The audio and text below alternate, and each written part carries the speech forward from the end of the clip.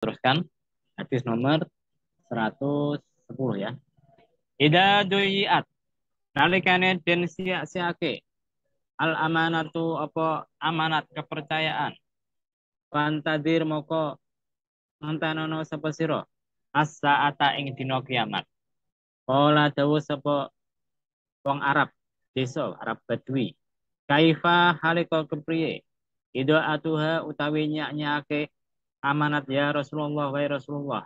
Kala dawuh sapa Rasulullah ida usnida nalikane den pasrahake al amru apa perkara ila ghairi ahlihi marang sakliyane ahline wong amr pantadir moko marang sakliyane ahline amr pantadir moko ning entanana sapa sira kabeh as-saata ing dina kiamat. Rawahu mirwatake ngati sapa Al Bukhari sapa Imam Bukhari Anu Bukhari. Jadi ini ada ceritanya.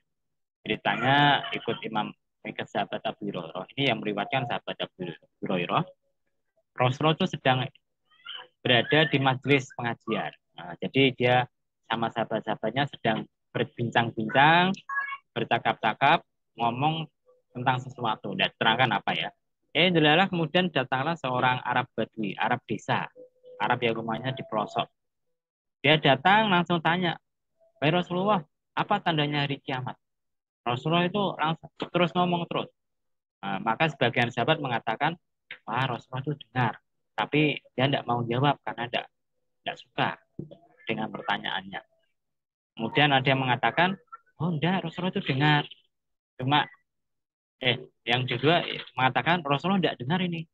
Oh, tidak dengar ucapan orang Arab tadi. Maka Rasulullah meneruskan omongannya sampai selesai. Setelah selesai, dia berkata, siapa tadi yang tanya tentang tanda-tanda hari kiamat?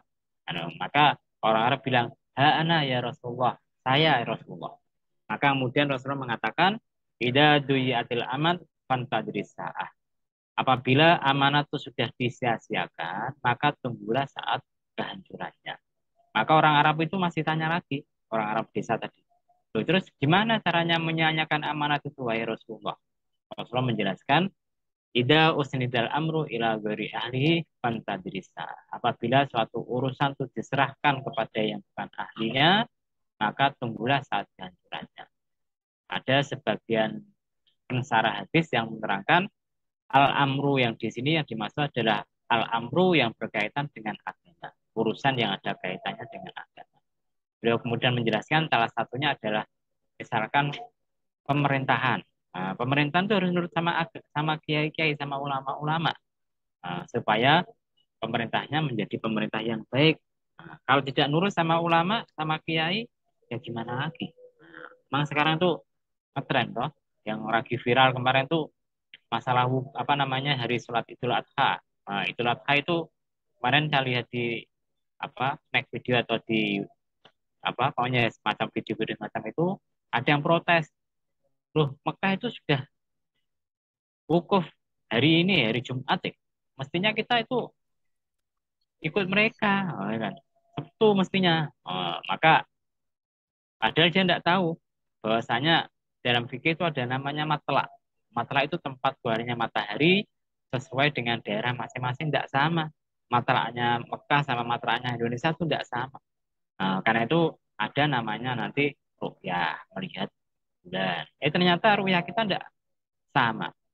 Akhirnya itulah adanya tidak sama, tidak ada masalah. Karena sudah berkali-kali kita beda Idul Adha, Idul Fitri, tidak ada masalah. Yang jadi masalah sekarang itu media sosial itu sudah muncul di mana-mana. Orang-orang yang tidak punya ilmu ya ngomongnya sembarangan. Nah, pakai logika tapi tidak pakai ilmu agama. Maka akhirnya itulah dolun wa adolun sesat dan menyesatkan. Jadi kalau berbicara masalah agama, serahkan sama ahlinya, jangan ikut logika saja. Oh, Mekah kemarin sudah apa Idul Adha masa kita telat 1 hari ya, itu namanya pakai logika. Dalam madzhab Syafi'i ada namanya matla. Matla itu artinya tempat keluarnya matahari dan tiap daerah itu beda-beda. Itu tempatnya yang ngaji fikih, bukan ngaji hadis semacam ini. Ini cuma tak terangkan bahwasanya perkara itu apabila diserahkan kepada yang bukan ahlinya ya tunggulah kehancurannya. kelucuannya. Kalau zaman sekarang itu kelucuannya. Nah, kok bisa semacam ini? Contoh yang kemarin tak terangkan, ada ustadz ditanya, bagaimana hukumnya menginjak kotoran babi? Wudhunya gimana? Maka ada yang mengatakan, ada ustadz mengatakan, wah batal wudhunya. Lah itu karena tidak pernah ngaji fikih. Ngajinya Quran hadis tidak tahu. Kalau Anda tanya sama yang di Ibtidah itu, yang batalkan wudhu cuma 4, mazhab Syafi'i. Gitu loh. Tidak ada namanya injak najis membatalkan wudhu. Yang ada itu membatalkan sholat.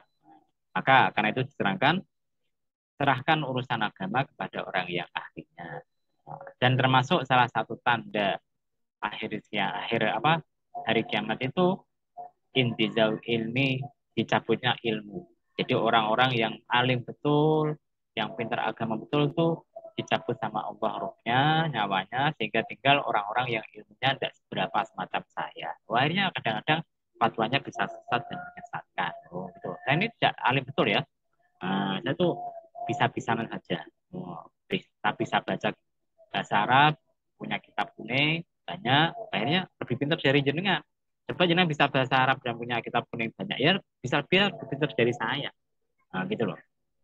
Jadi kebenaran saya punya kitab kuning banyak, beneran bisa bahasa Arab. Akhirnya bisa ngaji dengan jenengan. Itu beneran saja. Tapi kalau dianggap alim ya tidak alim. Saya tidak apal alfiah. Alfiah 1000 bait tidak apal loh ya. Ibriti aja paling separuh yang apal saya itu. Itu. Apalagi kalau ulama-ulama zaman dulu, wah luar biasa. Salah satunya contohnya kiai saya namanya Kiai Son. Son dari putranya Mbak Yai Sirot. Itu apal alfiah. Bisa dibalik. Tidak hanya apal dari awal ke akhir, bisa dibalik dari akhir ke awal bisa. Kalau dulu,